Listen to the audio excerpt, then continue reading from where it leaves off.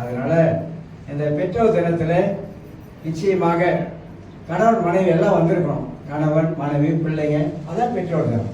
அப்படி வந்திருக்கணும். வந்தாக்கா நம்ம கடவுளுடைய செய்தியை கேட்பதற்கும் ஆசீர்வாதம் பெறுவதற்கும் நமக்கு சிறப்பாக உதவியாக காணப்படும்.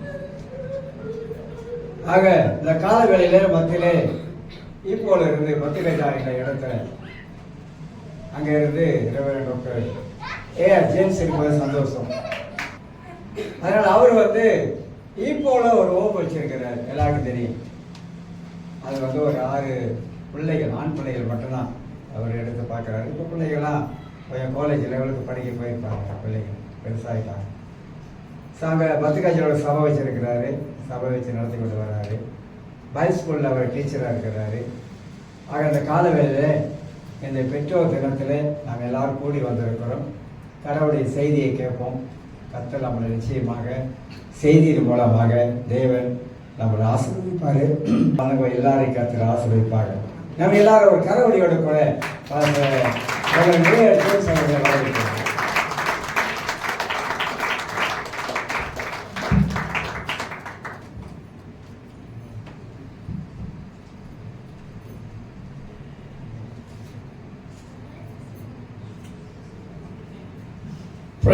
கர்த்தருக்கு ஸ்தோத்திரம். உட்காரலாம். ரொம்ப பலத்த கனமாக இருந்துச்சு. நான் ரொம்ப லைட்டு தான், அவ்வளோ பேர் சேர்ந்து என்னை தூக்குறீங்க. சந்தோஷம். அறிமுகம் தேவைன்னு நினைக்கிறேன். அறிமுகப்படுத்திட்டாரு பாஸ்டர். நாங்கள் ஒன்றாக பைபிள் ஸ்கூலில் படித்தோம். கர்த்தர் நல்லவராக இருக்கிறார். அல்லேலூயா. பாஸ்டர் சொன்னார் பெண்கள் பலவீனர்கள் அப்படின்ட்டு. அப்பட்ட பொய் அது. இப்படியே சொல்லி சமாளிக்கிறாங்க ரொம்ப பேர். பெண்களை போல பலசாலி வேற யாருமே இல்லை. ஆண்கள் 8 மணி நேரம் வேலை செஞ்சுக்கிட்டு அவங்க போடுற ட்ராமாவை பார்த்துருப்பீங்க. கை வலிக்குது, கால் வலிக்குது. 24 hours வேலை செய்யறது பெண்கள். அதுவும் ஒத்த வேலை இல்லை. ஆண்கள் ஒத்த வேலை செஞ்சுட்டு பெரிய பேச்சு பேசுவாங்க. ஆனால் பெண்கள் சமையல் வேலையிலேருந்து, பானை கழுவுற வேலையிலேருந்து, பிள்ளைகளை பார்த்துக்கிற வேலையிலேருந்து, கணவரையும் பார்த்துக்கிற வேலையிலேருந்து எல்லா வேலையும் செஞ்சுக்கிட்டு இன்னும் ஸ்டெடியாக அவங்களுக்கு காலம் கொடுத்துருக்காங்க. யாருக்கு? ஆம்பளை ஜம்பவானுக்கு. அப்போ யாருங்க பலசாலி? கொஞ்சம் சத்தமாக சொல்லுங்களேன். பெண்கள். மறுக்காதீங்க. ஆண்டவர் அதுக்கு தான் இந்த ஆண்கள் பலம் இல்லாதவர்களாக இருக்கிறார்கள். ஆண்டவர் களிமண் மனுஷனை ஆண்டவர் உண்டாக்கும் பொழுது களிமண்ல இருந்து உண்டாக்குனாரு. ஆனா பலமான எலும்புல யாரும் உண்டாக்குனாராம்? பெண்களை. எதுக்கு? இது களிமண், தண்ணி பட்டாலும் கரைஞ்சிரும். அதனால தாங்கிறதுக்காக. தாங்கிறது எப்பொழுதும் கூட ஸ்ட்ராங்கா இருக்கணும். ஆமென். இந்த கட்டடத்தை பார்த்துருக்கீங்களா? பெரிய பெரிய ட்வின் டவர்லாம் இவ்வளோ உயரமா இருக்கு. வெளியே பார்க்கும்போது சிமெண்ட் கல்லு தான் பார்க்குறீங்க. ஆனால் உண்மையிலேயே அதை தாங்கிக்கிட்டு இருக்கிறது அந்த சிமெண்ட்டும் கல்லும் இல்லை, உள்ளுக்குள்ள இருக்கிற அந்த எலும்பு, இரும்பு. அப்ப பெண்கள் யாரு? இரும்பு. சாதாரண இரும்பு இல்லை, ஸ்டீல் இரும்பு. அது கருக்காது, அது மக்கி போகாது, எத்தனை நாளா இருந்தாலும் நிற்கும். கட்டடம் இடிஞ்சு விழுந்துரும், அது கம்பி நிற்கும். அல்லேலூயா. கொஞ்சம் சத்தமா சொல்லுங்களேன். இல்ல இல்ல நாங்களாம் பலவீனர்கள், எங்களை உசுப்பேத்தி விடாதுங்க. இல்ல அதுதாங்க உண்மை. அல்லேலூயா. அதுக்கு மேலாக இன்றைக்கு தகப்பனார்களின் தினம் என்று சொல்லி உலகம் சொல்லுகிறது. யார் சொல்லுகிறது? உலகம். அதையே நம்மளும் இப்போ என்ன செய்கிறோம், கொஞ்சம் ப்ராக்டிஸ் பண்ணிட்டு வரோம். தாய்மார்களின் தினம், தகப்பன்மார்களின் தினம் என்று சொல்லி பிரிச்சு. ஆனா ஆண்டவர் நமக்கு அப்படி கொடுக்கவே இல்லை. ஆண்டவர் நம்மளோட குடும்பமாக தான் வச்சார், பெற்றோர்களாக தான் வச்சார். அது ஒரு வசனத்தை வாசிப்போம். சங்கீதம் 127 சங்கீதத்தை எடுத்து வாசிப்போம்.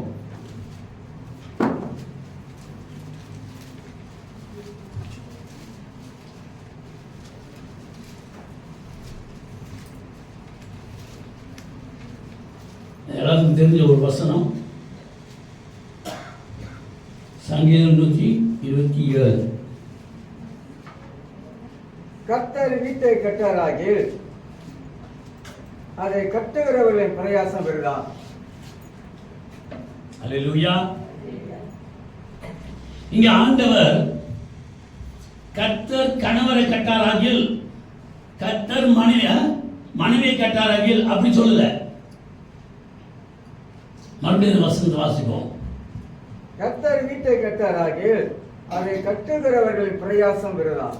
இப்ப எதை குறித்து சொல்லப்படுகிறது? வீட்டை குறித்து சொல்லப்படுகிறது. வீடு என்று சொன்னாலுமே ஒரு குடும்பம். அல்லேலூயா. வீடு என்று சொன்னால் குடும்பம் என்றால் ஆண்டவர் குடும்பத்தை தான் பார்க்கிறார் ஒழிய நம்மளை பிரிச்சு பார்க்கல. நம்முடைய வேதம் என்ன சொல்லுகிறது? இருவரையும் பிரிக்காத இருக்க கடவாராக. அல்லேலூயா. நம்முடைய திருமணத்தில் தான் இதை அதிகமா வலியுறுத்தி பேசுவார்கள். மற்ற திருமணத்தில் அது வேற மாதிரி போகட்டுமே. ஆனா கிறிஸ்துவ திருமணத்தில் இது ரொம்ப வலியுறுத்தி பேசுவார்கள். கவுன்சிலிங் கொடுக்கும் போது ரொம்ப என்கிட்ட அந்த கணவன் மனைவி அவர்களுடைய இணைப்புல தான் உலகம் இன்றைக்கு வளர்ந்துருக்கு. ஒரு ஆமின் சொல்லப்பட்டீங்களா? சாணாகவே எல்லாம் பிறந்து வந்துட்டுமா? இல்ல, இந்த கணவன் மனைவி. ஆனா இந்த கணவன் மனைவிக்கு சொன்னாங்க ஈக்குவல் ஸ்ட்ரென்த். ஆண்களை மீச வச்சுதான் பார்த்துருக்குங்க. மீச வைக்கிறவங்க ஆம்பளை இல்ல, மீச வைக்கிறவங்க பொம்பளையா கூட இருக்காங்க. எத்தனை பேர் பார்த்துருக்குங்க? மீச வச்சிருக்கிறவங்க தேம்பி தேம்பி அழுகிறத பார்த்துருக்கீங்களா? தம் பிள்ளைக்காக அழுகிறத பார்த்துருக்கீங்களா? மனம் உடைஞ்சி அழுது ஜெபிக்கிறத பார்த்துருக்கீங்களா? எத்தனை தகப்பன்மார்கள் பிள்ளைகளுக்காக உடைந்து ஜெபிக்கிறவர்கள் இருக்கிறார்கள். ஆக இங்க ஆண்டவர் குடும்பத்தை தான் குறித்து பேசுகிறார் ஒழிய உலகம் சொல்லுகிறது போல தனித்தனியாய் பிரித்து இல்லை. இன்னைக்கு அப்படி பிரித்து பார்க்கும்போது எவ்வளவு ஒரு சங்கடமா இருக்குது, எவ்வளவு கஷ்டமா இருக்குது. ரெண்டு பேர்த்தையும் இணைத்தாப்புல தான் பார்க்கணும். வீட்டில் இன்னைக்கு பிரச்சனை அதுதான். தாயை ஒரு மாதிரி பார்க்கறது, தகப்பனை ஒரு மாதிரி பார்க்கறது. நாங்கள்லாம் அப்பா தான் எங்களுக்கெல்லாம் அப்படின்ட்டு சொன்னாங்க. நாங்கள எங்களுக்கெல்லாம் அம்மா தான். இது அப்படியே சொல்லி சொல்லி சொல்லி நம்ம வேதவசனம் சொல்லி கொடுக்குது இல்லையா? எதை நீ அறிக்கை செய்கிறாயோ அதன்படிதான் வாழ்வாய். அப்ப எதை அறிக்கை செஞ்சிருக்கோம்? அம்மா. உலகத்தில் சொல்லுவாங்க உன் பிள்ளையா பாரு. யாருக்கிட்ட சொல்றாங்க? கணவர் மனைவிட்டு சொல்லுவாங்க, மனைவி கணவர்கிட்ட சொல்லுவாங்க பேச்சில். உன் பிள்ளைய பாரு. நம்ம பிள்ளைய பாருன்னு சொல்ல மாட்டாங்க. நம்ம பிள்ளைனாக்கா யாருடைய பிள்ளை? அது ரெண்டு பேர்த்தோடைய பிள்ளை. ஆமீன். உன் பிள்ளைனாக்கா யார் பிள்ளை? உன் பிள்ளைனாக்கா ஒரு கணவர் மனைவியை பார்த்து நல்லா கவனிங்க. கோச்சிக்க மாட்டீங்களா? கோச்சிக்குங்களா? ஒரு கணவர் ஒரு மனைவியை பார்த்து உன் பிள்ளைய பாரு அப்படின்னாக்கா அந்த பிள்ளைக்கு அப்பா யாரு? இவர் இல்லை, வேற யாரோ. அதனால்தான் இவருக்கு தெரியல அது ஆண் பிள்ளைன்ட்டு. அந்த பிள்ளை தான் பிள்ளைன்னு தெரியாதுன்னு உன் பிள்ளைய பாரு. அவன் அப்பா எங்க போயிட்டான்? என்கிட்ட தனக்கு தெரியல பிள்ளை யாருன்னு. சில தாய்மார்கள் சொல்லுவாங்க, ஆமா உன் பிள்ளைய பாருங்க, உங்க பிள்ளை உங்க மாதிரி தான் இருப்பான். நீ பத்து எடுக்கலையா? அப்ப 10 மாசம் சொன்னது வேற ஒரு பொம்பளையோ?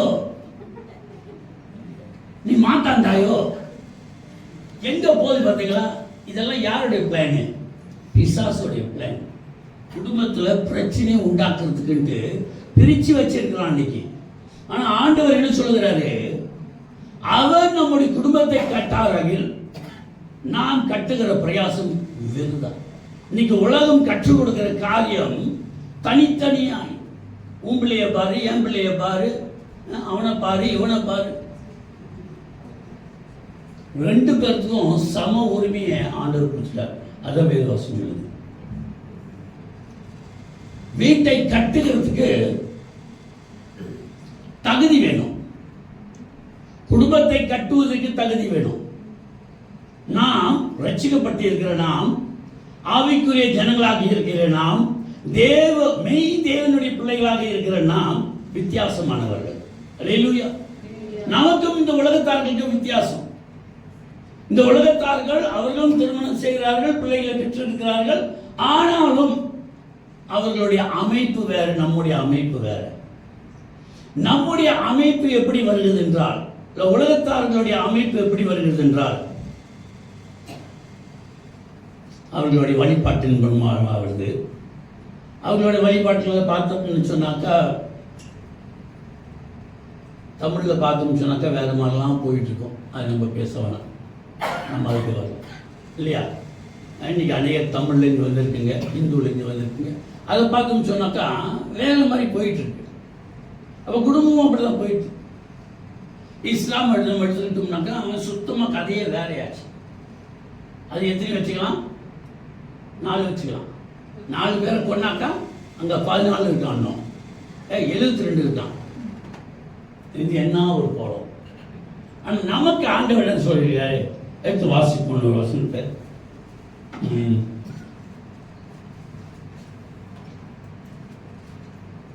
2 தீமோத்தேயு 3:14 எடுத்து வாசிப்போம். 2 தீமோத்தேயு 3:14.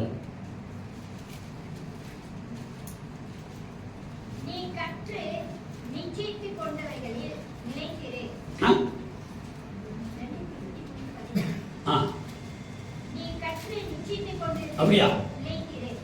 வேத வாக்கியங்கள் எல்லாம் வேத வாக்கியங்கள் எல்லாம் தேவ ஆவியினாலே அருளப்பட்டிருக்கிறது.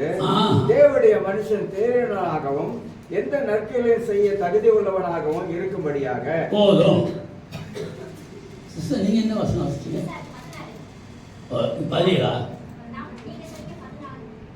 17 வசனமா? 3:14 தான். நீங்க 17 வாசிங்களா? சரி, ஏதோ இருக்கட்டும், பரவாயில்ல. இப்போ வசனத்தை வாசிச்சாச்சு. வேத வசனங்கள் எல்லாம் ஒரு மனுஷனை தேறினவன் ஆக்குகிறதுக்கு, முதல் தேறினவன் ஆகிறதுக்கு என்ன தெரியுமா தேவை? தேவனுடைய வார்த்தை. நீ தேர்வு எதுல தேறினவன் ஆகிறதுக்கு, எதுல தேர வேண்டும்? நல்லா யோசிச்சு பாருங்க. எதுல இங்க தேர வேண்டும்? இது எப்ப சொல்லப்பட்டிருக்கிறது? இப்ப கடைசி காலத்துல சொல்லுகிறார் ஆண்டவர். வேத வசனத்தை வாசிப்பா, வசனத்தை வாசித்தா தான் நீ என்ன செய்ய முடியும்? தேறினவனாக மாற முடியும். ஆனா இது எப்ப ஆண்டவர் வச்சாரு? ஆதியாகமத்திலே ஏதேன் என்ற கிழக்கே ஒரு தோட்டத்தை உண்டாக்கி, அந்த தோட்டத்துல ஆதாமையும் ஏவாளையும் வைத்து நீ குடும்பத்தை கட்டப்பானார். கட்டுவதற்கு உனக்கு என்ன வேணும்? என்னுடைய வார்த்தை வேணும். என்னுடைய வார்த்தை இல்லாம நீ தகுதி உள்ளவனாய் மாற முடியாது. எத்தனை பேருக்கு புரியுது நான் சொல்றது? நீ தகுதி உள்ளவனாய் இருக்கணும். குடும்பத்தை கட்டி காட்டுவதற்கு தகுதி உள்ளவனாக இருக்கணும். அதுக்கு நம்ம இடத்துல சத்துவம் கிடையாது, நம்ம இடத்துல திறமை கிடையாது, நம்ம இடத்துல தாளந்துகள் கிடையாது. ஏன்னு கேட்டா அது ஒரு புதிய அனுபவம். திருமணம் செய்து குடும்பத்தை ஆரம்பிப்பது ஒரு புதிய அனுபவம். முன்ன பின்ன இந்த ஆளை தெரியாது, முன்ன பின்ன இந்த பிள்ளைய தெரியாது, அவங்களோட பின்னணி என்னன்னு தெரியாது, அவங்களோட பாவனை என்னன்னு தெரியாது, அவங்களோட ஸ்டைல் என்னன்னு தெரியாது, அவங்களுக்கு நம்ம ஸ்டைல் தெரியாது, நமக்கு அவங்க ஸ்டைல் தெரியாது. ஆனா ஆண்டவர் ரெண்டையும் இணைத்து என்னுடைய அறிவுல நீ வாழப்பான. நீ ஒரு குடும்பத்தை கட்ட வேண்டுமா? அது நான் தான் கட்டுவேன். நீ கட்டுகிற பிரயாசம் வெறுதான். என்கிட்ட இந்த குடும்பத்தை நான் எதுக்காக வச்சிருக்கேன்னு சொன்னாக்கா, பரலோக ராஜ்யம் அடைவதற்காக நான் வச்சிருக்கேன். குடும்பத்தை பரலோக ராஜ்யம் அடைவதற்காக நான் இந்த குடும்பத்தை வைக்கிறேன்.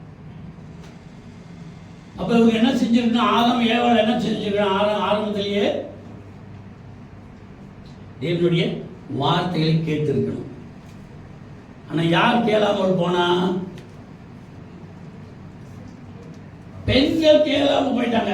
ஏன்னு கேட்டா அவங்களுக்கு கதை பேசினாக்கா அவங்களுக்கு சந்தோஷம்.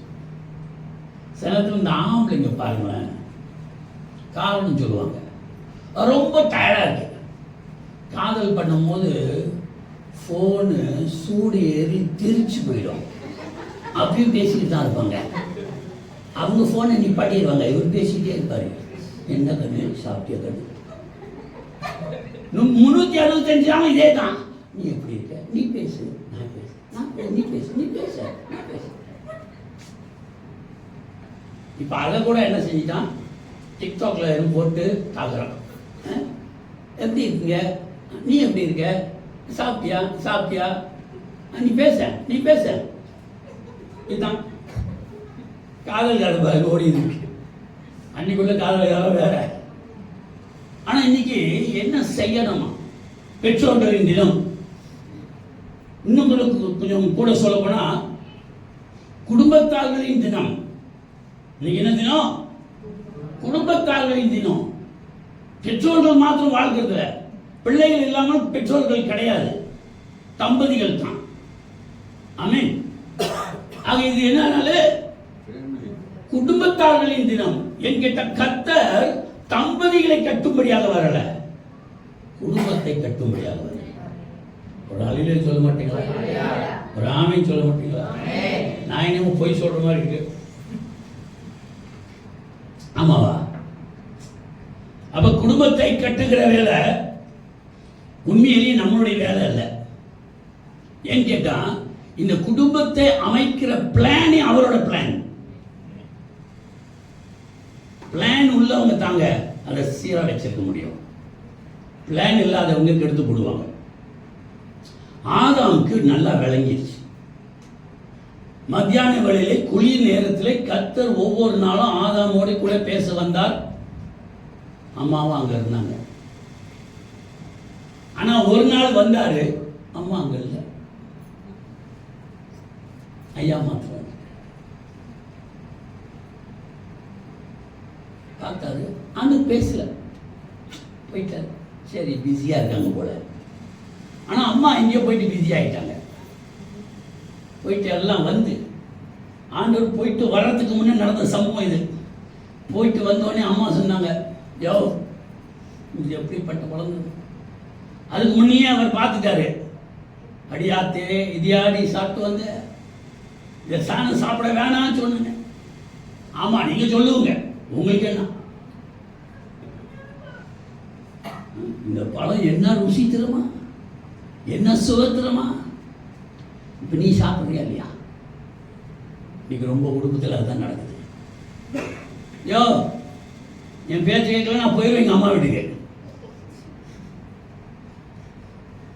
ஒரே ஒரு டைலாக் தான் அன்னைக்கு நம்ம பாட்டி போட்டாங்க. யோ இந்த திண்ணில நான் போயிடுவேன். நம்ம தாத்தா பார்த்தாரு, அம்மா நீ போயிட்டு அன்னைக்கு வேற யாரும் பாருக்கா வேண்டாமா, கடைசியா சொல்றீங்க சாப்பிட வேண்டாம். அவர் கோச்சுக்குவாரு. உங்க அப்பா வேணுமா நான் வேணுமா? முடிஞ்சு. இன்னைக்கு பாருங்க பிள்ளைங்க காதல் பண்ற சமயத்துல, உனக்கு உங்க அம்மா வேணுமா நான் வேணுமா? நான் செத்துருவேன். எப்படி விட்டு போடுறாங்க பாருங்க. நீ இல்லைன்னா நான் செத்துருவேன். உங்க அம்மா விட்டுட்டு வா, உங்க அப்பா விட்டுட்டு வா. அதுக்கு முன்னமே ஆண்டவர் சொல்லிட்டாருங்க.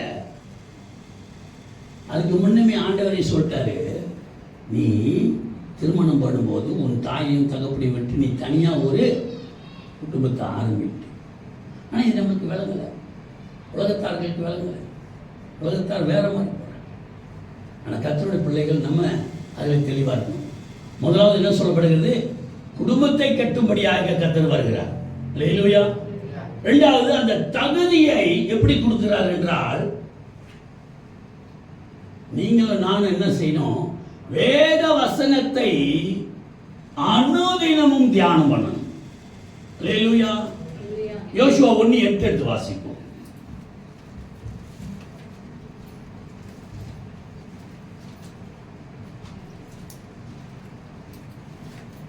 யோசுவா 1:8.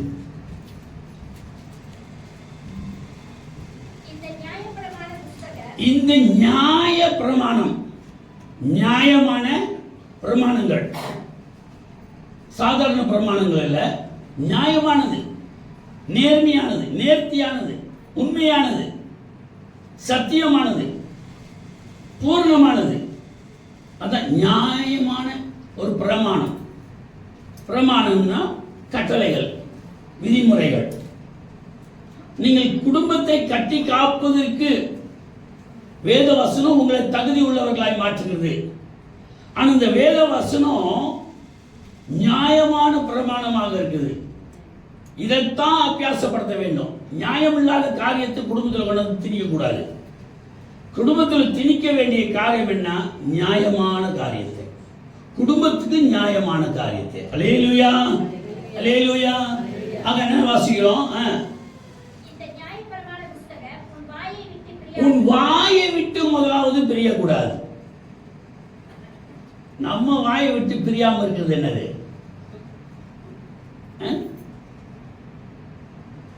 காலையில, மத்தியானம், சாயந்தரம், அப்புறம் மிட் மார்னிங், மிட் ஈவினிங், அப்புறம் லேட் நைட்.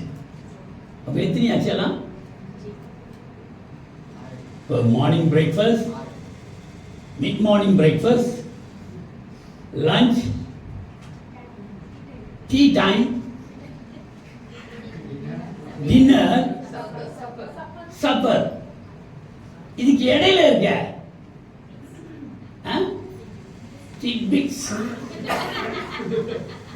அது பாக்கெட்ல வச்சுக்குவாங்க. படம் பார்க்கும்போது சும்மா இருக்கிறதுல வாயி எது பிரியாம இருக்குது? தின்னுகிட்ட பேய்ங்க, தின்னுகிட்டே எதையாச்சும் போட்டுட்டு இருக்கோம். ஏதாவது இருக்கா? சாயந்தரம் ஆச்சுல, கரிப்பாப் கிரிப்பாப் என்ன? கரிப்பாப் பரவாயில்ல, கிரிப்பாப் எங்க? ஏதாவது கிரிப்பாப்பா என்ன? புதுசு புதுசா ஏதாவது வாய் ஓஞ்சதே கிடையாது. ஆனா ஜெபிக்கிறதுல ரெஸ்ட் நல்லா எடுக்குது. வேத வசனத்தை வாசிக்கிறதுல ரெஸ்ட் நிறையாவே எடுக்குது. ஆனா வேத வசனம் என்ன சொல்லுது? உன் வாயை விட்டு பிரியாமல் இருக்க கடவுளாக. வேத வாக்கியங்கள் உன் வாயை விட்டு பிரியாமல் இருக்கணும், அது பேசணும். அப்புறம் மேல என்ன சொல்லப்படுகிறது? இதில் எழுதியிருக்கிறவைகள் எல்லாம் செய்ய கவனமாயிரு. படிக்கிறது மாத்திரம் பத்தாது. நம்மளாம் நியூஸ் ரீடர்ஸ் கிடையாது, செய்தி வாசிப்பாளர்கள் கிடையாது. வாசிச்சாச்சு, முடிஞ்சு, என் கடமை. எதை வாசிச்சோமோ அது இந்த நாளிலே நடக்க வேண்டும். குடும்பத்தை கட்டுவதற்கு, குடும்பம் செழிப்பா இருப்பதற்கு, தேவன் பிரியப்படுகிற அளவுக்கு நம் குடும்பம் காணப்பட வேண்டும் என்றால் நாம் நம்முடைய பிள்ளைகளும் சேர்த்து வாய் விட்டு பேசுகிறதும் சரி, அதன்படி நடக்க வேண்டும். அப்புறம் இதான் ஒரு உண்மையான கிறிஸ்தவர்கள், மறுரூபமாக்கப்பட்ட கிறிஸ்தவர்கள், ரட்சிக்கப்பட்ட கிறிஸ்தவர்கள், ஆவிக்குரிய கிறிஸ்தவர்களுடைய நிலை, குடும்பத்துடைய நிலை. உலகத்தார்களுடைய குடும்பம் அது வேற, அதை பத்தி நம்ம பேச வேணாம் சொல்லிட்டேன். அதுக்கு நமக்கு சம்பந்தம் இல்லை. ஏன்னு கேட்டா அவங்களை ஒப்பிட்டு நம்ம பேசுவதற்கு இல்லை. We don't compare with them. We are somebody special. We are a chosen generation. நம்மள ஆண்டவர் விசேஷமா தேர்ந்தெடுத்திருக்கிறார். And he wants to personally guide us. அவர் தனிப்பட்ட முறையில் நம்மளை அவர் என்ன செய்கிறார்? நடத்தும்படியாக இருக்கிறார். அவர் கற்றுக் கொடுக்கிறார் குடும்பத்தை எப்படி கட்டுவது. அடிப்படையாகவே நம்மளுக்கு பொதுவான காலங்களில் இந்த குடும்பத்தை பற்றி அதிகமாக பேசுகிறது கிடையாது. பிரசங்கம் பயங்கரமாக பல விதமான பிரசங்கள்லாம் நம்ம கேட்டு கேட்டு கேட்டு எங்கேயோ நிற்கிறோம் குடும்பத்தை விட்டுவிட்டு. வேதத்தில் ஆண்டவர் வாக்கு கொடுத்துட்டாரு. என்ன வாக்கு கொடுத்துட்டார்? குடும்பத்தில் ஒருத்தர் ரட்சிக்கப்பட்டால் மற்ற குடும்பத்தார்கள் நாசமா போவார்கள். அப்படியா? இல்லையே. நான் எவ்வளவு சொன்னாலும் கேட்க மாட்டேன்றாங்க. உங்களை யார் சொல்ல சொன்னா? ஆண்டவர் உங்களை சொல்லவே இல்லை. சுவிசேஷம் உன் குடும்பத்தில் போய் சொன்னாரா? இல்லை. உன் குடும்பத்துக்கு நீ சாட்சியா இருந்தாலே போதும். அல்லேலூயா. நீ இரவும் பகலுமா தியானிக்கிறாயா? நீ கர்த்தருடைய வார்த்தையை பேசுகிறாயா? கர்த்தருடைய வார்த்தையை கேட்கிறாயா? அதை பார்த்து அந்த குடும்பம் மாறிடும். அல்லேலூயா. ஆங்கிலத்தில் ஒரு வார்த்தை இருக்கு, monkey see monkey do. monkey see monkey do. உலக பிரகாரமான படிப்புல நம்ம படிச்சிருக்கோம். நாமெல்லாம் யாரா? நம்முடைய மூதாதையர்கள் யாரு? சத்தமா சொல்லுங்க. மங்கி, ஏப்ஸ், குரங்குல இருந்து வந்தோம் இல்லையா? அப்புறம் நம்மளுக்கெல்லாம் கொஞ்சம் கொஞ்சம் அந்த குரங்கு புத்தி இருக்குது. இல்லாமல சபை விட்டு சபை தாவரும், குடும்பம் விட்டு குடும்பம் தாவரும், ஸ்டேட் விட்டு ஸ்டேட் தாவரும், ஒரு வேலை விட்டு ஒரு வேலை தாவரும். இருக்கிறதுல உண்மையா இருந்தா கர்த்தர் பெரிய காரியத்தை செய்வார். அது எந்த வேலையா இருந்தாலும் சரி, உயர்த்துகிறவர் கர்த்தர். ப்ரொமோஷன் மனுஷனிடத்துல வரலாம், நாளைக்கு அது தலைகீழ மாறி போயிடும். ஆனா கர்த்தரிடத்துல இருந்து பிடுகிறவன் ஒருவனும் இல்லை. கர்த்தர் ஆசீர்வதித்தால் ஆசீர்வதித்தது தான். அல்லேலூயா. ஆகவே தான் ஆண்டவர் நம்மளுக்கு கற்றுக் கொடுக்கிறாரு, உன் குடும்பத்தை நீ கட்டாதப்பா, நீ போடுற பிளான் எல்லாம் நாளைக்கு சொதப்பிடும். அதுக்கு என்ன திரும்ப தகுதி? வேத வசனத்தை அதிகமா வாசிக்கணும். அது எப்படி வாசிக்கணும் அப்படின்ட்டு இப்ப 1 யோசுவா 1:8 நம்ம வாசிட்டு இருக்கோம். அப்பொழுது எப்பொழுது? அப்பொழுது எப்பொழுது? என்றைக்கு நீ அதன்படி செய்ய கவனமா இருக்கிறாயோ அப்பொழுது நீ எப்படி இருப்பாயா? வலிய வாய்க்கு பண்ணுவாய். என்ன தெரியல பாஸ்டர், நான் இப்படி போறேன் அப்படி போறேன், இதை செய்யறேன் அதை செய்யறேன், என்னுடைய ஐயோ ஒண்ணுமே சரிபட்டு வர மாட்டேங்குது. பாஸ்டர் கிட்ட முறையிடுகிறது இல்லை, மூப்பர்கிட்ட முறையிடுகிறது இல்லை. குடும்பத்தை கட்டுகிறது யாரு? குடும்பத்தை கட்டுகிறது யாருங்க? கர்த்தர் கட்டுகிறார். அப்ப முறையிடுறது யார்கிட்ட முறையிடணும்? ஆண்டவர்கிட்ட முறையிடணும். ஆண்டவரே, நீங்க சொல்றபடியெல்லாம் நான் செய்யறேன், ஆனா இந்த வழியில போறேன், ஏன் தடையா இருக்கு? நிச்சயமா ஒரு கழுதையை கொண்டாவது ஆண்டவர் பேசுவார்.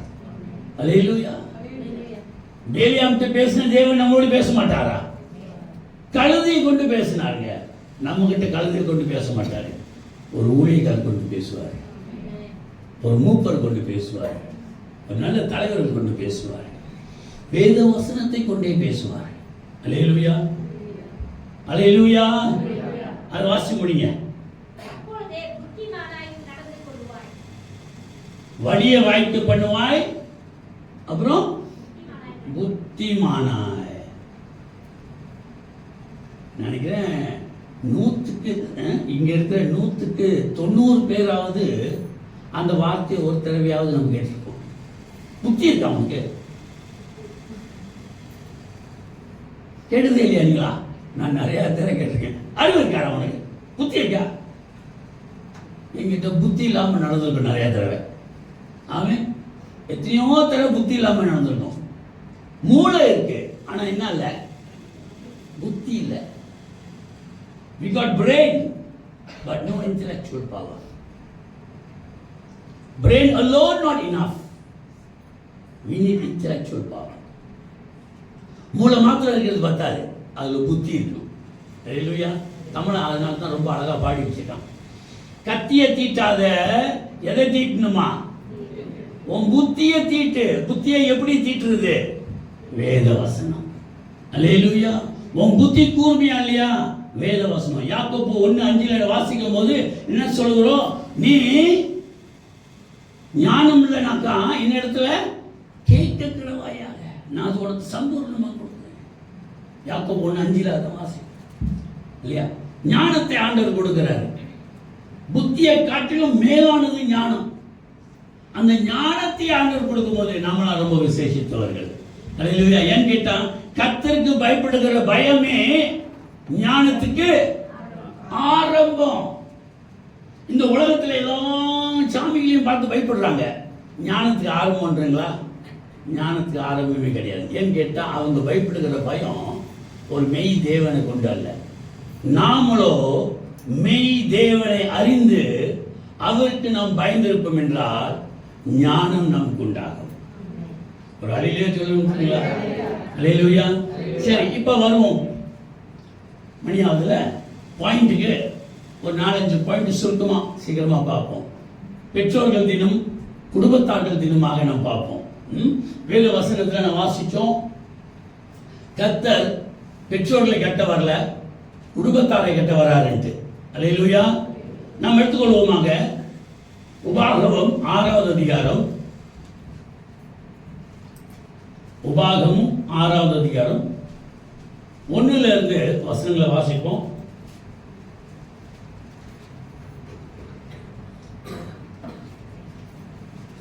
இது ஆக்சுவலி ஒரு பெரிய சப்ஜெக்ட். குடும்பத்தை பத்தி பேசுறாக்கா இது ஒரு செமினார் நடத்தணும். ஒரு 2 மாசத்துக்கு 3 மாசத்துக்கு தொடர்ந்து. அதுதான் அப்பதான் நல்லா ஒரு உட்கார நமக்கு. வாசிப்போம்.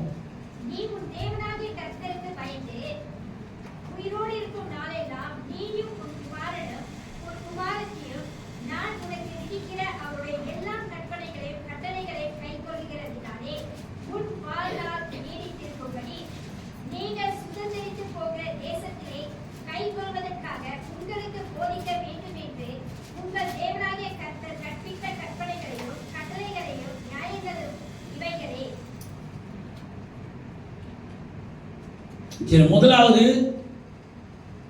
குடும்பத்தை கட்டுவதற்கு ஒரு தேவன், பல தேவன் அல்ல. வானத்தையும் பூமியும் படைத்த ஒரு தேவன். அதை நம்ம நன்றாக அறிந்திருக்கிறோம். ஆதியிலே வார்த்தை இருந்தது, அந்த வார்த்தை தேவனிடத்திலிருந்து, அந்த வார்த்தை தேவனாகவே இருந்தது. அந்த வார்த்தை மாம்சத்தில் வந்தது, நமக்குள்ளாக வாசம் பண்ணுகிறார் இல்லையா? இந்த ஒருத்தர் தான் தேவனை தவிர நம்ம குடும்பத்துல பல தேவர்களுடைய வெளிப்பாடு இருக்கக்கூடாது. இதுக்கு தான் ஆண்டவர் என்ன வாக்கு கொடுத்தாரு? நீ குடும்பத்தில் ஒருத்தர் ரசிக்கப்பட்டா போதும்பா. அவன் எவ்வளவு பெரிய கொம்பனா இருந்தாலும் சரி, அவன் எவ்வளவு பெரிய சிலையை வச்சிருந்தாலும் சரி, அவன் எவ்வளவு பெரிய மந்திரவாதியா இருந்தாலும் சரி, குடும்பத்தில் ஒருத்தர் ரசிக்கப்பட்டா போதும். நான் அந்த குடும்பத்துக்கு வந்துட்டேன்னா போதும், மற்றதெல்லாம் நான் பார்த்துக்கிறேன். அல்லேலூயா. நம்முடைய ஆண்டவர் சூப்பருங்க. அவர் சொன்னா செய்கிறவர், அவர் மாறாதவர். குடும்பத்தில் ஒருத்தர் ரட்சிக்கப்படுது. இந்த ரட்சிப்புன்ற வார்த்தைக்கு அடையாளம் ரொம்ப பேர் தெரியாம இருக்காங்க. ஏன் சேர்த்துக்கொண்ட முடிஞ்சு அதான் ரட்சிப்பா? இல்லை. இப்போ இது வரைக்கும் வாசிச்சோம்ல, அதெல்லாம் ரட்சிப்பின் அடிப்படை. வேத வசனத்தை விட்டு நம்ம விலகாதபடிக்கு, நம்முடைய வாயை விட்டு பிரியாதபடிக்கு அதை தியானம் பண்ணிக்கிட்டு பேசிக்கிட்டு இருக்கோம்னாக்கா கர்த்தர் அவருடைய வேலை செய்ய ஆரம்பிப்பார். அந்த வீட்டில் ரட்சிக்கப்படாதவங்க எத்தனை பேர் இருந்தாலும் சரி, அத்தனை பேர்களையும் ரட்சிக்கப்பட செய்வார். இன்னைக்கு ரொம்ப வீட்டில் என்ன செய்கிறாங்க, கணவர்மார்கள் மனைவிமார்கள் என்ன சொல்கிறாங்க, ஐயோ அந்த பொம்பளையோடு வாழ பெரிய கஷ்டம் பாஸ்டர், அது பொம்பளை, அது பேய். அதே அந்த அம்மாட்ட கேட்டாங்க, ஐயோ அந்த ஆளா, அந்த ஆள்கிட்ட பேர் போடவே முடியாது, ஏதோ நான் பேர் போட்டுக்கிட்டு இருக்கேன் பாஸ்டர். அது பேர் போடுறது கூட சொல்ல மாட்டாங்க, குப்பை கொட்டிக்கிட்டு இருக்கானுவாங்க. எந்த குப்பையை கொட்டிக்கிட்டு இருக்காங்க? குப்பையை கொண்டு போய் கொட்டாதுங்க, முத்தான தேவனுடைய வார்த்தையை கொட்டுங்க. அல்லேலூயா. உங்க வீட்டில் நிறைய குப்பை கொட்டுறதுனால தான் அந்த ஆளும் குப்பை தொட்டி மாறுங்க. அதனால குப்பை கொட்டாதுங்க. ஆம்பளையும் சரி பொம்பளையும் சரி, மனைவிட்ட குப்பை கொட்டாதுங்க, கணவர்கிட்ட குப்பை கொட்டாதுங்க, பிள்ளைங்கள்ட்ட குப்பை கொட்டாதுங்க. குப்பை இல்லை இது, தூய்மையான பரிசுத்தமான தேவ வார்த்தை, தேவனானவர். மொத்த வாசிச்சோம் இல்லையா? யோவான் 1:1 இல்ல, இந்த வார்த்தை தேவ வார்த்தை, தேவன் வார்த்தையாக இருக்கிறார். அந்த வீட்டில் அந்த வார்த்தை வாசமா இருக்கும் என்றால் அந்த இடம் முழுதுமாய் நறுமணமாகும். அல்லேலூயா. இயேசு போகிற இடமெல்லாம் ஜனங்கள் ரட்சிக்கப்பட்டார்கள். இயேசு போன இடமெல்லாம் அற்புதங்கள் நடந்தது, அதிசயங்கள் நடந்தது, ஆச்சரியமான காரியங்கள் நடந்தது. இயேசு நம்முடைய குடும்பத்துக்கு வருவாரேயானால் வருவாரே ஆனால் என்று சொல்லிட்டேன். அப்படின்னாக்கா ஒரு கேள்விக்குறி இல்லையா? குடும்பத்தில் ரசிக்கப்பட்டேன், எங்கள் அம்மா இன்னும் ரசிக்கப்படாமல் இருக்காங்க, 30 வருஷமாச்சு. நான் குடும்பத்தில் ரசிக்கப்பட்டேன், என் கணவர் இன்னும் ரசிக்கப்படல. அவர் வருவார், விட்டுட்டு போயிடுவார். 30 வருஷமாக தான் செய்கிறாரு. ஏன் அவர் ஏன் ரசிக்கப்படாமல் இருக்கிறாரு? கோளாறு இங்க மற்றவங்கள்ட்ட இல்லை, நம்மகிட்ட தான் இருக்கு கோளாறு. என்கிட்ட நம்ம அந்த வாசத்தை கொண்டு வர அந்த ஒரு தெய்வம் இவர் தான். அவர் அவருடைய வழிபாட்டில் இருக்காருங்க. நான் ஒன்றும் கண்டுக்கல.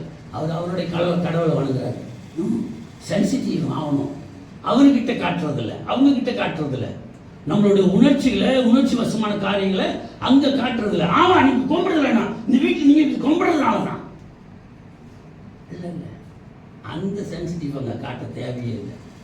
ஏன்னு கேட்டால் இயேசு 3 வருஷம் ஊழியம் செய்தாரு, எங்கேயுமே இந்த இமோஷன் அவர் காட்டுனதே இல்லை. அல்லேலூயா. அவர் ஊழியம் செய்த இடத்துலலாம் விக்கிரக ஆராதனை இருந்தது. ஆனா எதை பற்றியும் அவர் பேசவே இல்லை. பைபிள் பார்த்தீங்களா?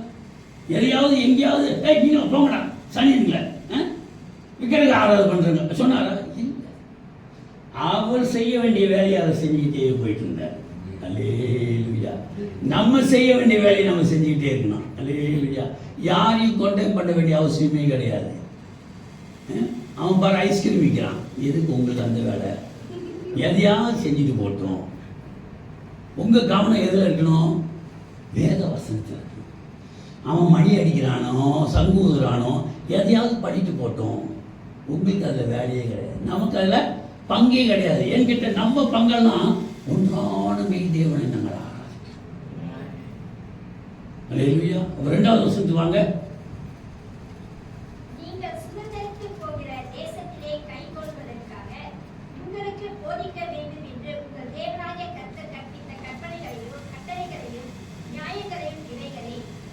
அல்லேலூயா. இப்ப ஆண்டவரை பத்தி நம்ம தெளிவா தெரிந்து கொள்வதற்கு கட்டளை என்ன, பிரமாணங்கள் என்ன, நியாயங்கள் என்ன, இதெல்லாம் நம்ம குடும்பத்துக்கு தெரியணும். நமக்கு மாத்திரம் தெரிஞ்சா போதும். நான் மாத்திரம் ஒழுங்கா வந்துடும் பாஸ்டர் சர்ச்சுக்கு நான் மாத்திரம் கரெக்டா என்ன செஞ்சிருவேன், ஆஜராகிடுவேன். அவன் பையன் அவன் கொஞ்சம் ஒரு மாதிரியா போயிட்டு இருக்கான் பாஸ்டர், சொல்ற வயசு நான் கேட்க மாட்டேன்றான். நீங்க கொஞ்சம் பேசுங்க பாஸ்டர். பாஸ்டர் பேசிட்டாக்கா நடந்துருமா? நம்ம பிள்ளைங்க போடுற ட்ராமா இன்னைக்கு சிவாஜி எம்ஜி இவங்கெல்லாம் தோற்றுருவாங்க. அவ்வளோ அழகாக ட்ராமா போடுவாங்க. உங்களை பற்றி அவங்க அவ்வளோ படித்து வச்சுருக்காங்க. நம்ம தான் நம்ம பிள்ளைங்களை படிக்காமல் இருக்கணும். நம்ம பிள்ளைங்க நம்மளை பற்றி படித்து வச்சுருக்காங்க. அப்பா கிட்ட போனால் எப்படி இருக்கணும், அம்மா கிட்ட போனால் எப்படி இருக்கணும், அம்மா கிட்ட எந்த சீனை போட்டாக்கா அம்மா இறங்குவாங்க, அப்பா கிட்ட எந்த சீனை போட்டா அப்பா இறங்குவாரு, அப்பா கிட்ட அம்மாவை போட்டு தூது விடுறது, அம்மா கிட்ட அப்பாவை பற்றி தூது விடுறது. ஆமா, அந்த ஆளுக்கு வேறு வேலையே இல்லை, நீ வாமா வாமா நீ உட்காரு. அப்பா சொல்றான், ஆமா அவளுக்கு வேறு வேலையே இல்லை, நீ கிடக்குறாவ நீ வா. எப்படி சைட் எடுக்க ஆரம்பிச்சிட்டாங்க. பாலிட்டிக்கே இப்போ குடும்பத்தில் தான் நடக்குது. வெளியுள்ள பாலிட்டிக் கூட ஓரளவு பரவாயில்ல. ஆனால் குடும்பத்தில் பிசாசான பாலிட்டிக்கை கொண்டாந்து வச்சு எப்படி குடும்பத்தை செதறடிக்க வைக்கலாம். நல்லா கவனிங்க, தொடர்ந்து வாசிப்போம். நமக்கு நேரம் கொஞ்சமாக இருக்கிறதுனால கொஞ்சமாக சுருக்கமாக பார்த்துக்கணும். சரி, அந்த வசனத்தை தொடர்ந்து வாசிப்போம்.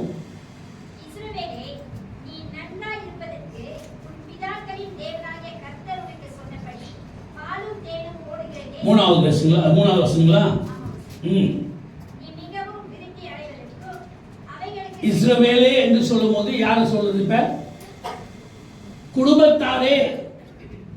இஸ்ரவேலே என்று சொல்ற இடத்துல என்ன சொல்லுங்க? குடும்பத்தாரே நீ கேள். பேதுரு ரட்சிக்கப்பட்ட பிற்பாடு, அவர் ஆவியால் நிரப்பப்பட்ட பிற்பாடு, அவர் முதல் பிரசங்கம் பண்ணுகிறாரு, எருசலேமே கேள். இல்லையா? அப்ப குடும்பத்தாராகிய நாம் குடும்பமே கேட்கணும். தேவனுடைய வார்த்தை குடும்பம் கேட்கணும். இன்னைக்கு எத்தனை குடும்பத்துல குடும்ப ஜெபம் என்று செஞ்சிட்டு இருக்கோம். இன்னைக்கு சிஸ்டம்லாம் ஓடி போச்சு.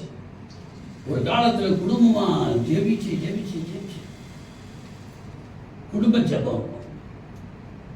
இன்னைக்கு அவங்க டைம்ல அவங்க ஜெபிச்சுட்டு போயிடுவாங்க. கூடி உட்கார்ந்து சாப்பிடுறது கூட இல்லைங்க. அதனால டைம். ஆனா இங்க குடும்பமே கேள். வாசிங்க.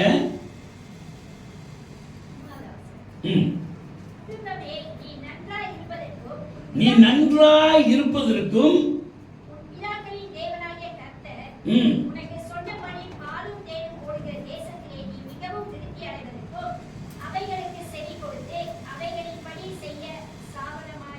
அல்லேலூயா. நம்ம செழித்திருக்கணும். இன்னைக்கு கிறிஸ்துவ குடும்பம் செழித்திருக்கணும். விசேஷமா கிறிஸ்துவ குடும்பம். மற்ற குடும்பத்தை விடுங்க, நம்ம குடும்பத்தில் இன்னும் என்கிட்ட ஆண்டவர் வாக்கு கொடுத்திருக்கிறார், உங்களை ஆசீர்வதிப்பேன்னு சொல்லியிருக்கிறார். சாபம் 3-4 தலைமுறைக்கு தாங்க. சாபத்தை குறித்து ஆண்டவர் நம்மள கணக்கு கேட்கிறது 3-4 தலைமுறை. அதான் வேதவசனம் சொல்லுது. 3-4 தலைமுறை மட்டும் சாபத்தை குறித்து நான்.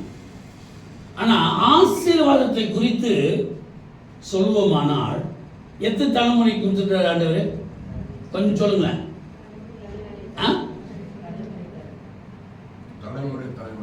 தலைமுறை தலைமுறை 1000 தலைமுறை 1000 தலைமுறை மட்டும் நான் இன்றைக்கு கொடுக்கிற வாக்கு நிறைவேறும். இப்ப வேதத்துல 8000 வாக்கு தத்துவம் இருக்குன்னு சொல்றாங்க. அப்படி இப்படின்னு நிபுணர்கள் கண்டுபிடிச்சு அலசி ஆராய்ச்சி வடிகட்டி சொல்றாங்க 8000. அப்படியே அப்பா 2 ஆசீர்வாதம் நம்ம வாழ்க்கையில் பார்க்கறது கிடையாது. 8000 வாக்கு தத்தங்கள் நிறைவே. ஆனா வேத வசனம் என்ன சொல்லுது? அது நம்ம குடும்பத்துல நம்ம காணணும்னு சொன்னாக்கா அந்த வேத வார்த்தை நமக்குள்ளாக வரணும். குடும்பமாகிய நமக்குள்ளாக வரணும். குடும்பத்தில் காணப்படுகிற நம்முடைய பிள்ளைகளுக்குள்ளாக காணப்பட வேண்டும். அடுத்தாவது 4வது வசனத்தை வாசிங்க. குடும்பங்களே கேள்.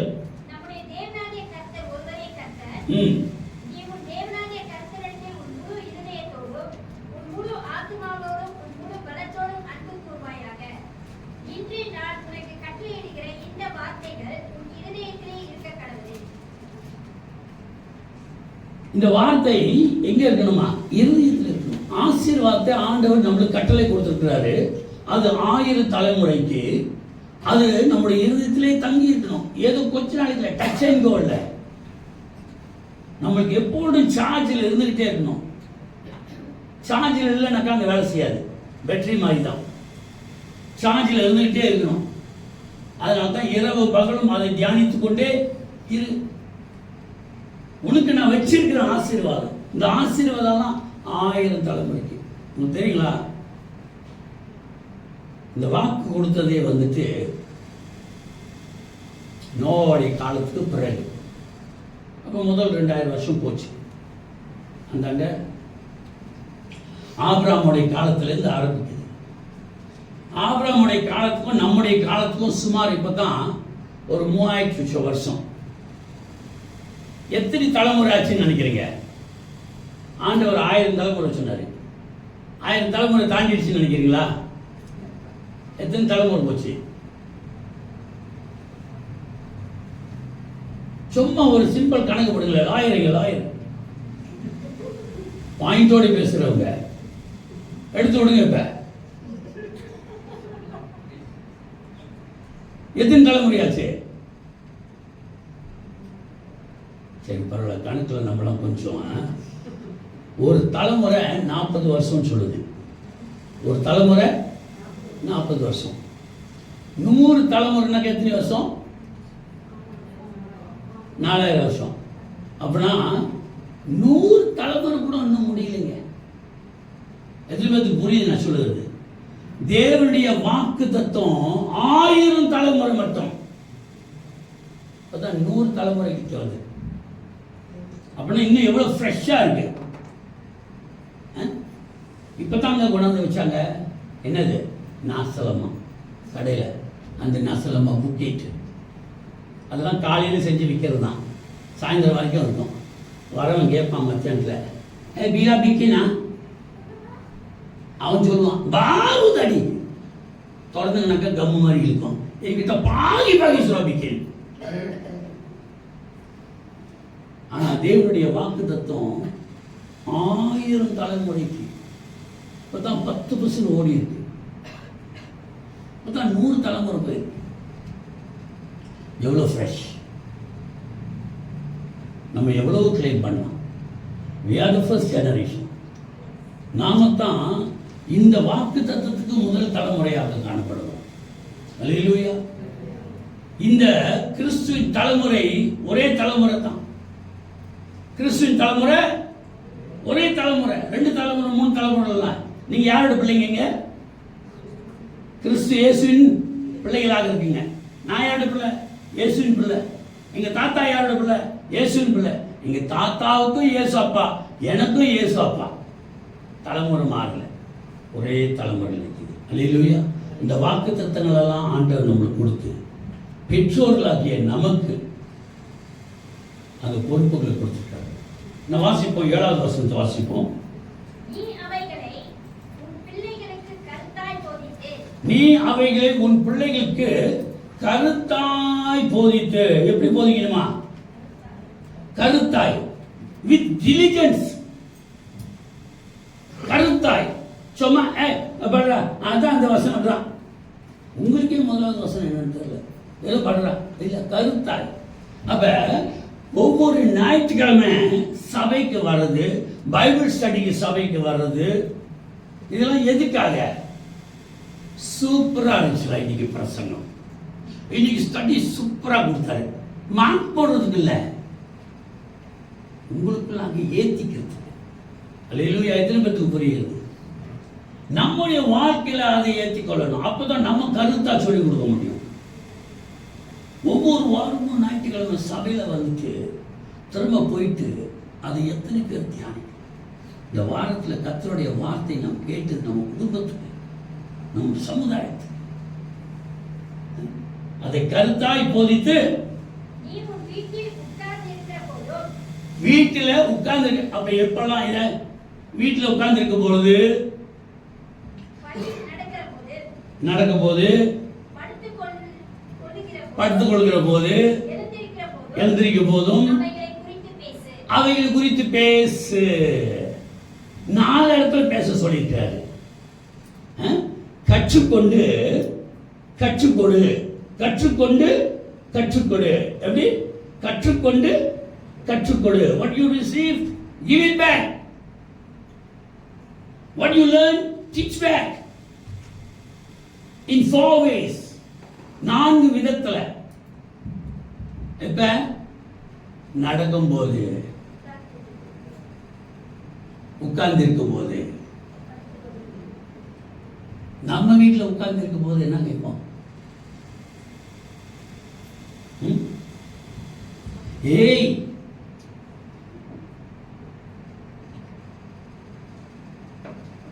மணியாச்சு, மணி 4, இன்னும் 3 நிமிஷம் தான் இருக்கு, சீக்கிரம். உட்கார்ந்து இருக்கிற வேலையில, உட்கார்ந்து இருக்கிற வேலையில நான் எக்ஸ்சேஞ்ச் காட்டிக்கிட்டே இருக்கேன், உங்களுக்கு தெரியுங்க. உட்கார்ந்து இருக்கிற வேலையில சீக்கிரம் நீ தட்டு. என்னத்த? சீரியல் ஓடிடும். உட்கார்ந்து இருக்கிற வேண்டிய நேரத்தில் பேச வேண்டிய வார்த்தை என்னது? வசனம் என்ன சொல்லுது? உட்காரும் போதும் கர்த்தரை பத்தி பேசு. நீ உட்காரும் போது சீரியலை பத்தி பேசுற. நடக்கும் போது,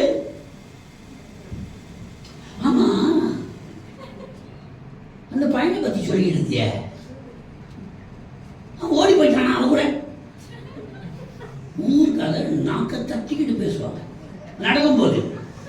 எங்கேயாவது போகும்போது பாருங்களேன், அப்படியே ஊர் போய் சேர்ந்துருவாங்க. நம்ம வந்தது தூரம் தெரியவே இல்லை. ஆமா, ஊர்கார பேசியிருந்தாங்க. அவ்வளோ இனிப்பா இருக்கு, அவ்வளோ சுவையா இருக்கு. பார்த்துருக்கீங்களா எங்கேயாவது யாராவது நடந்து போகும்போது அப்படி போறதை பார்த்துருக்கீங்களா? பார்க்கவே முடியாது. 2 பேரும் பஸ்ஸில் ஏறி போனாலும் சரி. ஆனா வேத வசனம் சொல்லுது, நீ நடக்கும் போதும் அதை பற்றி பேசு. பாட்டி பாட்டி கதை சொல்லுங்க, தூங்கணும். சரி பேராண்டி உனக்கு கதை சொல்றேன். ஒரு ஊர்ல ஒரு பாட்டி இருந்தாங்களாம். அந்த பாட்டிக்கு பொக்கவாயா. என்ன கதை பேசிட்டு இருக்காங்க? தூங்கும் போது என்ன கதை பேசணுமா? ஹலோ சொல்லுங்க கொஞ்சம். இவங்க என்ன கதை பேசுறாங்க? அப்புறம் அந்த பிசாசு கொஞ்சம் பிசாசு பிள்ளை பயத்துல தூங்கிடும். தூங்கி திட்டுக்குன்னு எழுந்திருக்கும். என்னப்பா என்னப்பா? இல்லை பேய் வந்துச்சு. கேட்டது பேய் கதை தானே. கர்த்தருடைய வார்த்தையில பேசியிருந்தா அந்த பிள்ளை ஏதோ தேவ தூதர்கள் வந்து பரலோகத்துக்கு கூட்டிட்டு போறதையோ யாரையும் போய் பார்த்தது போலையோ அப்படி இருக்கலாம் இல்லையா? அப்புறம் எழுந்திருக்கும் போது கற்றுக் கொடுக்கணும். எழுத சொல்லி என்னப்பா? எத்தனை பேர் இன்றைக்கு பிள்ளைகள் எழுந்துச்சோன்னே praise the Lord good morning சொல்லு. இல்லை எத்தனை பேர் எழுந்துச்சு குட் மார்னிங் டெல் டாட்டா குட் மார்னிங் டெல் அப்பா குட் மார்னிங். குட் மார்னிங் அப்படி முடிச்சு பிரைஸ் தி லார்ட். ஆக பெற்றோர்கள், இது வந்து பெற்றோர்கள். பிள்ளைகள் சீக்கிரமாக முடிப்போமாக. எபேசியர் 6:1-3 வரைக்கும் வாசம். எபேசியர் 6:1. பெற்றோர்கள் கடமை மாத்திரமல்ல,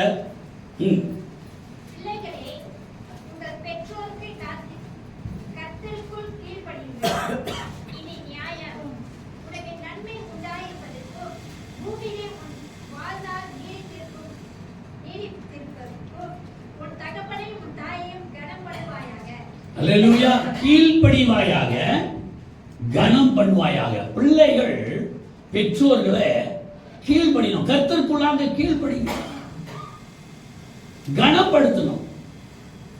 ஏதோ ஒரு நாள் இல்லைங்க. இந்த பாருங்க, இது உலகம் கற்றுக் கொடுத்தது ஃபேஷன். இது 365 நாள்ல ஒரு நாள் மாத்திரம் எங்க அப்பா உங்க அப்பா இது மாத்திரம் இன்னைக்கு பூ வாங்கி கொடுக்கணும். மற்ற நாள் அவர் செத்தாரா பொழைச்சாரா கூட தெரியாது. அந்த ஆள் கிடக்கிறாரு. அம்மா அம்மான்னு சொன்ன வாயெல்லாம் என்ன சொல்லுது இப்ப? ஆமா, அந்த கிழமைக்கு வேற வேலையே இல்லை. மதசே ஐயோ அம்மா இதெல்லாம் ஒரு வேஷம் இல்லையா? உன் தாயையும் தகப்பனையும் நீ கனப்படுத்துவாயா. எல்லா நேரத்திலும் கனம் என்று சொல்லும் போது மரியாதை, பேச்சை கேட்கணும், கீழ்ப்படி. அல்லேலூயா. நம் நேரம் பத்தாததுனால இங்கே சுக்குமோ போய்கொண்டு இருக்கும். மனைவிகளுக்கு ஆண்டவர் சொல்லியிருக்கிற வார்த்தை அதே பேசுகிற புருஷனுக்கு கீழ்ப்படியுங்க. முதலாவது அந்த வசனத்தை நீங்க பார்த்தீங்கன்னு சொன்னாக்கா, எபேசியர்ல முதலாவது மனைவிமார்கள் புருஷருக்கு கீழ்ப்படிங்க. ஏன்னு கேட்டா, புருஷர்கள் யாருடைய தகுதியை பெற்றிருக்கிறார்களா? கிறிஸ்துவின் தகுதியை பெற்றிருக்கிறார்கள். மனைவிமார்கள் சபையின் தகுதியை பெற்றிருக்கிறீர்கள். கீழ்ப்படிங்க. புருஷர்களுக்கும் ஒரு முக்கிய பொறுப்பு உண்டு. எப்படி கிறிஸ்து சபையை தாங்கி நடத்துகிறாரோ அதே போல புருஷர்கள் குடும்பத்தை தாங்கி நடத்தணும். இன்னைக்கு ரொம்ப குடும்பத்தில் வந்துட்டு மனைவிமார் தான் மேனேஜ்மெண்ட் செய்கிறாங்க. மனைவிமார்கள் தான் எல்லாம் ரெக்கார்ட்ஸ் வச்சுருக்காங்க, எல்லாம் கரெக்டாக வச்சுருக்காங்க. கணவருக்கு தெரியாது. என்னம்மா இப்படி அம்மாவா கணக்கு மாத்திரம் தான் கேட்க தெரியும். ஆனால் அந்த ரெக்கார்ட் வேதத்தில் பார்த்தீங்கன்னு சொன்னாக்கா, ஆபிரகாம் மனைவி ஈசாக்கை பெற்றாள். ஆமாவா? ஹலோ, எங்க போய் சொல்றாங்க? பைபிள் அப்படியே போட்டிருக்கு. ஆபிரகாம் மனைவி ஈசாக்கை பெற்றாள் போட்டிருக்கு. எப்படி போட்டிருக்கு? ஆபிரகாம் ஈசாக்கை பெற்றான், ஈசாக்கு யாக்கோபை பெற்றான், யாக்கோபு 12 புத்திரர்களை பெற்றான். அல்லேலூயா. இங்க யாக்கோபு ஒரு மனைவி கிட்ட 12 பிள்ளைகளை பெற்ற. ஆனா யாக்கோபு மூலமா தான் அத்தனை 12 ஜீவனம் வந்துச்சு. அதனால தான் வேத வசனத்துல ஆண்களை சொல்லுறது என்கிட்ட அங்கே இருந்தா வந்துருச்சு. ஆக ஆண்கள் தகப்பன்மார்கள் மிக முக்கியமானவர்கள். ஜீவனை கொடுத்த நீங்க குடும்பத்தை கட்டி காக்க வேண்டியது அது உங்களுடைய பொறுப்புல இருக்கு. அல்லேலூயா. அங்கே நாம் நேரத்தை கடத்தக்கூடாதபடிக்கு நாம் இதோடு கூட நாம் முடிச்சு கொள்வோம். கர்த்தர் சித்தமானால் ஊர்காரன் சொல்றது போல அடுத்த தடவை பார்ப்போம், இல்லைனாக்கா மத்திய வாரத்தில் பார்ப்போம். கர்த்தருக்கு ஸ்தோத்திரம். கர்த்தர் உங்களை யாவரையும் இந்த நாளிலே கூட ஆசீர்வதிப்பாராக.